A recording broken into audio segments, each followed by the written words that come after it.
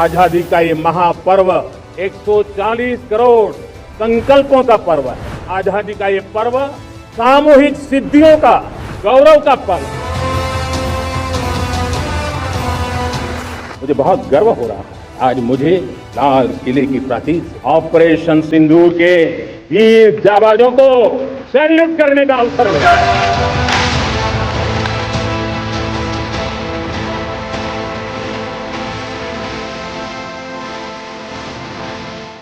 भारत ने तय कर लिया है खून और पानी एक साथ नहीं बहे, और इसलिए भगवान श्री कृष्ण से प्रेरणा पाकर के हमने श्री कृष्ण का जो सुदर्शन चक्र था उस सुदर्शन चक्र की राह को चुना है। अब देश सुदर्शन चक्र मिशन लॉन्च करेगा। नमस्कार, आप देख रहे हैं सच्ची खबर और मैं हूं ऋषि कुमार। आज हम बात करेंगे इस साल के सबसे बड़े राष्ट्रीय आयोजन की 15 अगस्त 2025 भारत का 79वां स्वतंत्रता दिवस और प्रधानमंत्री नरेंद्र मोदी का ऐतिहासिक भाषण, जो न सिर्फ लंबाई में रिकॉर्ड तोड़ रहा है बल्कि राजनीतिक बहस को भी नई दिशा दे रहा है। ये भाषण 103 मिनट तक चला। जी हाँ, ये अब तक का सबसे लंबा स्वतंत्रता दिवस का भाषण था, जिसने पिछले साल के 98 मिनट के रिकॉर्ड को भी पीछे छोड़ दिया है। तो आइए हम इस पूरे भाषण को सिलसिलेवार समझते हैं। मुख्य बातें, बड़ी घोषणाएं, 2047 के लक्ष्य और विपक्ष की प्रक्रियाएं, सब कुछ एक एक करके। 15 अगस्त की सुबह लाल किले की प्राचीर से पीएम मोदी ने राष्ट्र को संबोधित करना शुरू किया। उनका 12वां लगातार स्वतंत्रता दिवस भाषण था और शुरुआत से ही उनका फोकस था भारत की बढ़ती शक्ति, आत्मनिर्भरता, 2047 तक विकसित भारत का सपना। उन्होंने कहा कि आत्मनिर्भरता अब सिर्फ आयात निर्यात तक मामला नहीं है, बल्कि यह हमारी खुद की क्षमता पर विश्वास का प्रतीक है। उदाहरण के तौर पर उन्होंने ऑपरेशन सिंदूर का जिक्र किया, एक ऐसा ऑपरेशन जिसमें भारतीय सेनाओं ने पूरी तरह देसी तकनीक का इस्तेमाल कर आतंकवाद के खिलाफ तेजी से कार्रवाई की। मोदी का सवाल था कि अगर हम आत्मनिर्भर नहीं होते तो क्या हम इतनी तेजी से ऑपरेशन कर पाते। इसके साथ उन्होंने हर घर तिरंगा अभियान का जिक्र किया और कहा कि आज 140 करोड़ भारतीय तिरंगे के रंग में रंगे हुए हैं। आर्थिक मोर्चों पर मोदी ने दावा किया कि भारत तीसरी सबसे बड़ी अर्थव्यवस्था बनने की राह पर है। विदेशी मुद्रा भंडार मजबूत है और मुद्रास्फीति नियंत्रण में है। उन्होंने कहा कि आज पूरा विश्व भारत की अर्थव्यवस्था पर भरोसा करता है। तकनीकी क्षेत्र में उन्होंने 6 नए सेमीकंडक्टर यूनिट्स की घोषणा की और वादा किया कि साल के अंत तक मेड इन इंडिया चिप्स आ जाएंगे। अंतरिक्ष क्षेत्र में 300 से अधिक स्टार्टअप्स और गगनयान मिशन का जिक्र करते हुए उन्होंने युवाओं की क्षमता पर भरोसा जताया। भाषण में मोदी ने सिर्फ उपलब्धियों की बात नहीं की, बल्कि आने वाली चुनौतियों का भी खुलकर जिक्र किया।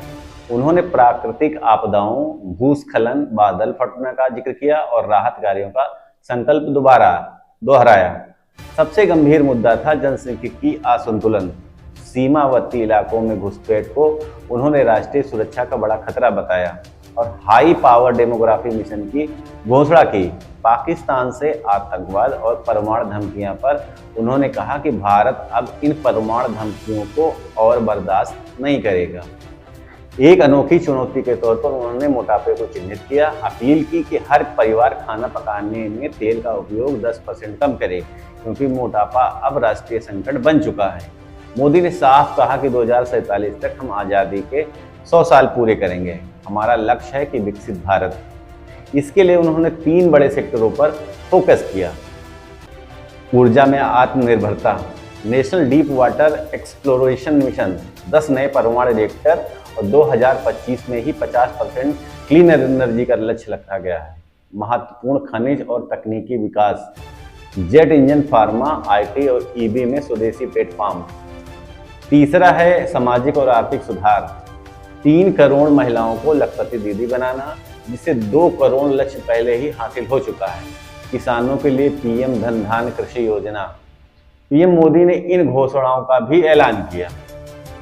पहली योजना सुदर्शन चक्र, 2035 तक स्वदेशी हथियार प्रणाली और आयरन डोम जैसी रक्षा तकनीकी। दूसरा है जीएसटी में सुधार, दीपावली पर आवश्यक वस्तुओं पर कर में कटौती और एमएसएमई को राहत।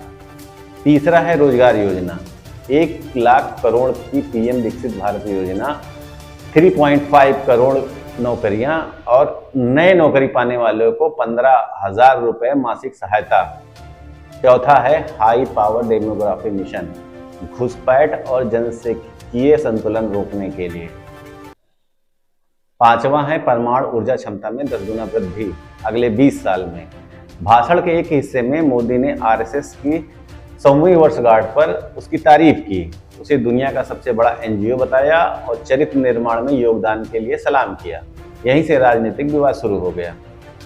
मेरे प्यारे देशवासियों, हमारा स्पष्ट मत है, यह देश सिर्फ सरकारें नहीं बनाती है, ये देश राज्य सत्ता पर विराजमान लोग ही नहीं बनाते हैं, ये देश शासन की धुरा संभालने वाले नहीं बनाते हैं, ये देश बनता है कोटि कोटि जनों के पुरुषार्थ से, ऋषियों के, मुनियों से, वैज्ञानिकों के, शिक्षकों के, किसानों के, जवानों के, सेना के, मजदूरों के, हर किसी के प्रयास से देश बनता है। हर किसी का योगदान होता है, व्यक्ति का भी होता है, संस्थाओं का भी होता है। आज मैं बहुत गर्व के साथ एक बात का जिक्र करना चाहता हूं। आज से 100 साल पहले एक संगठन का जन्म हुआ, राष्ट्रीय स्वयंसेवक संघ। 100 साल की राष्ट्र की सेवा एक बहुत ही गौरवपूर्ण स्वर्णिम पृष्ठ है। व्यक्ति निर्माण से राष्ट्र निर्माण के संकल्प को लेकर के 100 साल तक मां भारती का कल्याण का लक्ष्य लेकर के लक्षावधि स्वयंसेवकों ने मातृभूमि के कल्याण के लिए अपना जीवन समर्पित किया है। सेवा, समर्पण, संगठन और अप्रतिम अनुशासन, ये जिसकी पहचान रही है, ऐसा राष्ट्रीय स्वयंसेवक संघ दुनिया का ये सबसे बड़ा एनजीओ है। एक प्रकार से 100 साल का उसका समर्पण का इतिहास है। आज लाल किले की प्राचीर से 100 साल की इस राष्ट्र सेवा की यात्रा में योगदान करने वाले सभी स्वयंसेवकों को आदरपूर्वक स्मरण करता हूं और देश गर्व करता है राष्ट्रीय स्वयंसेवक संघ की इस 100 साल की भव्य समर्पित यात्रा को, और हमें प्रेरणा देता। कांग्रेस के जयराम रमेश ने कहा कि भाषण को पुराना, पाखंडपूर्ण और नीरस बताया और कहा कि लाल किले से आरएसएस का नाम लेना संवैधानिक भावना का उल्लंघन है। वहीं टीएमसी की सागरिका घोष ने आरोप लगाया कि मोदी ने नया दुश्मन बना लिया है, घुसपैठिए। ओवैसी ने कहा कि आरएसएस ने स्वतंत्रता संग्राम में भाग नहीं लिया, इसीलिए लाल किले से इसकी प्रशंसा गलत है। वहीं अखिलेश यादव ने कटाक्ष किया कि आरएसएस को अपनी 100वीं वर्षगांठ पर ब्रिटिशों को धन्यवाद देना चाहिए। ये प्रधानमंत्री मैं आज के दिन ये अपील करना चाहता हूँ, भारतीय जनता पार्टी के लोग 15 अगस्त को झूठ न बोलें। कम से कम राष्ट्रीय, जिस दिन पूरा देश 15 अगस्त खुशी के साथ मना रहा है, उस समय कोई भी राजनीति नहीं होनी चाहिए।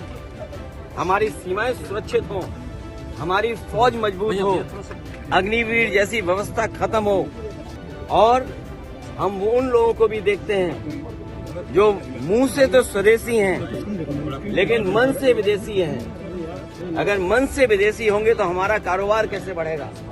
आज अमेरिका जैसा देश टैरिफ लगा करके हमारे तमाम उद्योगपतियों को संकट में खड़ा कर रहा है। भदोई जैसा जिला जो हजारों करोड़ का कारोबार करता था, आज उसका कारोबार रुक गया है। जो सामान भेजा वो पानी के जहाज में खड़ा हुआ है, न अमेरिका जा सकता है, न भारत वापस आ सकता है। ये तो एक उदाहरण है, लेकिन टैरिफ लगने के बाद न जाने कितने कारोबारियों के ऊपर संकट आया है। और वहीं चीन जो हमारा पड़ोसी देश है, समय समय पर हमारी जमीन कब्जा करता है, हमारे पूरे बाजार को कब्जा कर लिया। आज सबसे ज्यादा जो ट्रेड डेफिसिट है तो वो हमारी चीन से है। ये तमाम जो आर्थिक संकट हैं इनसे कैसे उभरना होगा। इसलिए अगर मुंह से स्वदेशी हैं तो मन से भी स्वदेशी होना पड़ेगा। और स्वदेशी के साथ साथ जिस तरह का मकड़ जाल है जीएसटी की वजह से, जिस तरीके से मकड़ जाल पैदा हुआ और डराने वाला जो संस्थाएं बन गई हैं ईडी, सीबीआई, इनकम टैक्स, उससे हमारा उद्योग कारोबार नहीं बढ़ेगा। हमारा उद्योग कारोबार और भाजपा ने इन आरोपों को खारिज किया और कहा कि आरएसएस की विचारधारा आज भारत के सार्वजनिक विमर्श का हिस्सा है। 103 मिनट का यह भाषण सिर्फ एक राजनीतिक भाषण नहीं था, ये उपलब्धियों, चुनौतियों और भविष्य की योजनाओं का रोड मैप था। लेकिन जिस तरह से विपक्ष ने आरएसएस वाली टिप्पणी पर हमला बोला है, उससे आने वाले दिनों में ये मुद्दा संसद और मीडिया दोनों में गर्म रहने वाला है। दोस्तों, ये था पीएम मोदी के 79वें स्वतंत्रता दिवस भाषण का पूरा विश्लेषण और विपक्ष की प्रतिक्रियाएं। आपको क्या लगता है, क्या ये भाषण देश को आगे ले जाएगा या विपक्ष की आलोचना वाजिब है? अपनी राय कमेंट सेक्शन में जरूर दीजिएगा। जय हिंद, जय भारत।